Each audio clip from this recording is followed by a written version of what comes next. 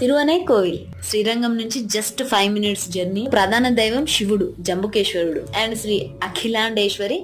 ఆలయంలోని జామున్ చెట్టు నుంచి ఒక పండు ప్రతిరోజు కింద పడుతుంది. దాన్నే దేవతకు మొదటి నైవేద్యంగా వడ్డించబడుతుందని చెప్తున్నారు. వాంగ వాంగ అంటే వంగకుండా వెళ్లేంత తమిళ్ మేనేజ్ చేశాను.